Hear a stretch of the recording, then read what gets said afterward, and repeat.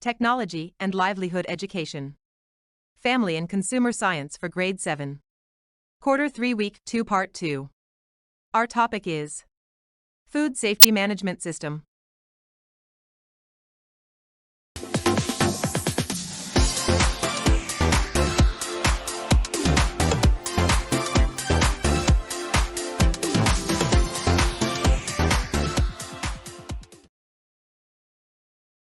The content standard for this lesson is: the learners demonstrate an understanding of the fundamentals of the hospitality and tourism industry. The performance standard is: the learners apply skills in food preparation and services following safety precautions. Here are the learning competency and learning objectives for this lesson. Short review of the previous lesson. What is the main reason why a lapse in food safety practices can significantly harm a business? Letter A. It can cause a temporary loss in employee morale. Letter B. It only impacts customers who are unaware of the hygiene standards. Letter C. It may lead to foodborne illnesses, damaging the business's reputation and customer trust. And letter D. It creates unnecessary paperwork and inspections for the establishment. The answer is C. It may lead to foodborne illnesses, damaging the business's reputation and customer trust. Which of the following is an example of direct contamination in food handling? Letter A. Using the same knife to cut raw meat and vegetables without cleaning it. B. Storing raw meat above cooked food in the refrigerator. C. Using a dirty dishcloth to clean the countertop after preparing food. Or D. A fly landing on an open sandwich. The answer is letter D. A fly landing on an open sandwich. Why is it important to use separate chopping board for raw meat and vegetables? Letter A. To avoid transferring harmful bacteria from raw meat to vegetables, which could lead to contamination. Letter B. To ensure that vegetables have a distinct flavor and appearance. Letter C. To make sure the meat is properly seasoned before cooking. Or letter D. To speed up food preparation and reduce time spent on cleaning. The answer is letter A. To avoid transferring harmful bacteria from raw meat to vegetables, which could lead to contamination. This is also known as cross-contamination. Activating prior knowledge. What does HACCP stand for, and what is its main purpose in food safety? HACCP, or Hazard Analysis and Critical Control Points. It is a prevention-based system of identifying and controlling hazards to maintain the safest food possible by purchasing through service.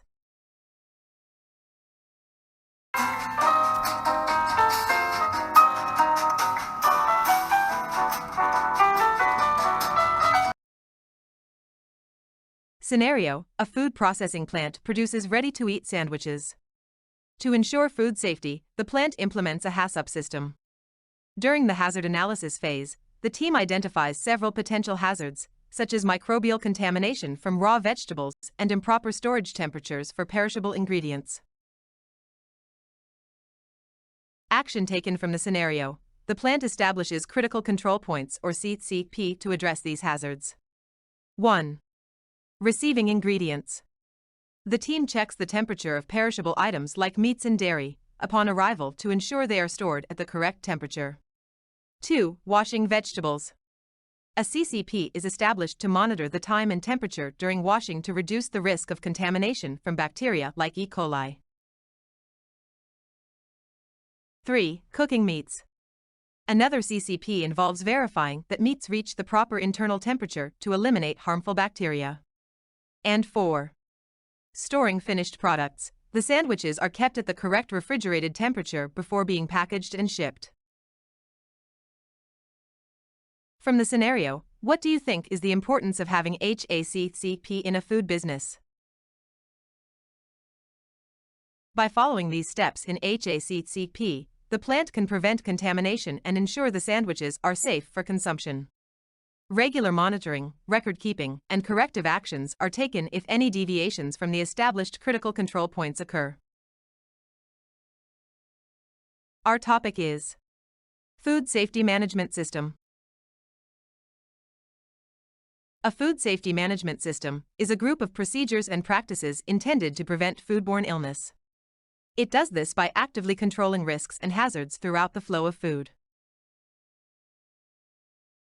A food safety management system, or FSMS, is a structured set of processes, policies, and procedures designed to ensure that food is safe for consumption throughout its production, processing, distribution, and handling. It is a comprehensive system that helps prevent foodborne illnesses, contamination, and other health risks associated with food.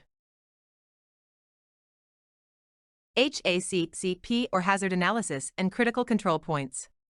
HACCP plan involves identifying hazards like chemical, biological, or physical hazard at specific points during food handling and identifying how they can be prevented, eliminated, or reduced to a safe level. There are 7 sequential steps to developing a full HACCP plan. 7 sequential steps to develop a complete HACCP plan. First, analyze hazards. Identifies the potential hazards associated with food and the measures to control them. The hazard could be biological, such as a microbe, chemical, such as a pesticide, or physical, such as glass or metal fragments.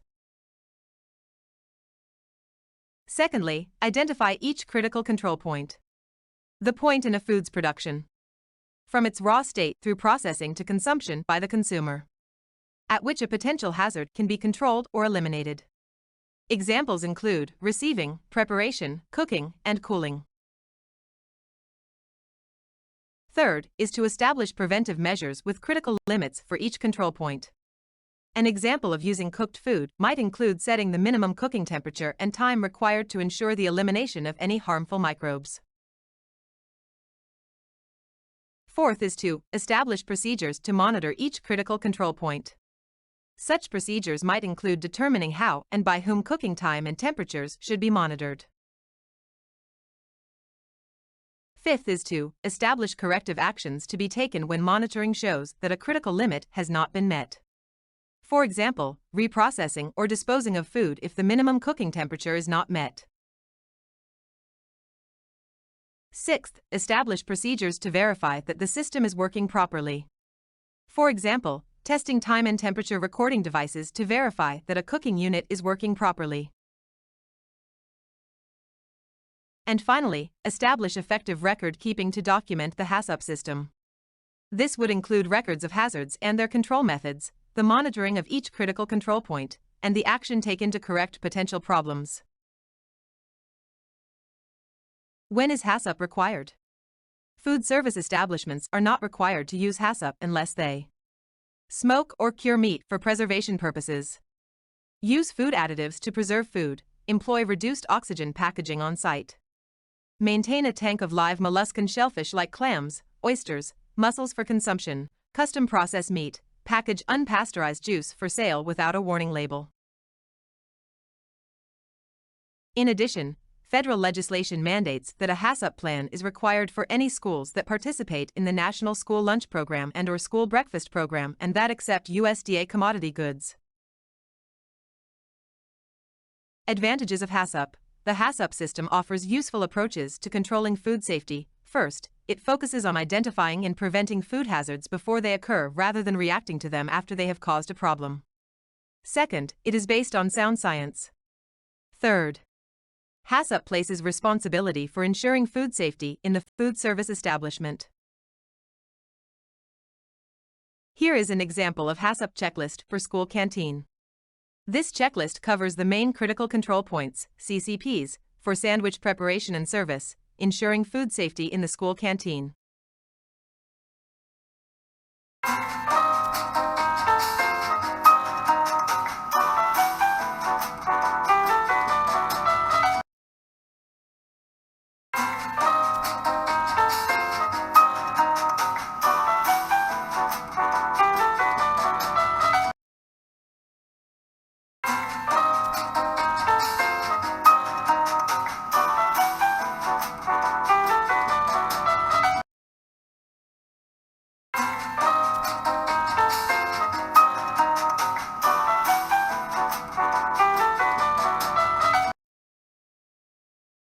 Class activity. Role-playing. Directions: divide the class into 5 groups, choose one of the 5 topic. Edit the following topic/scenario and create a good skit, present in the class. Scenario: implementing a food safety management system in a bakery.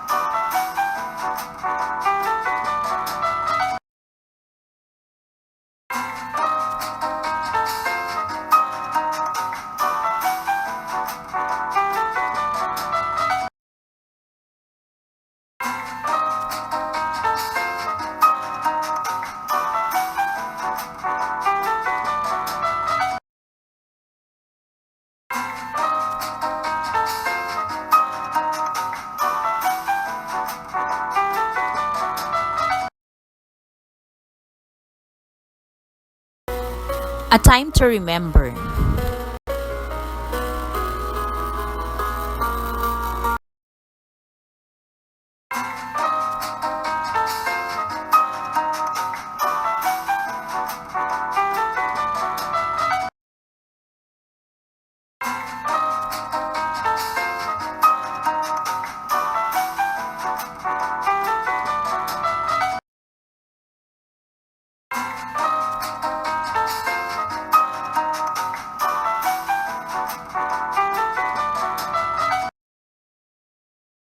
This is Teacher Mylene. Thank you for watching and please subscribe to my YouTube channel.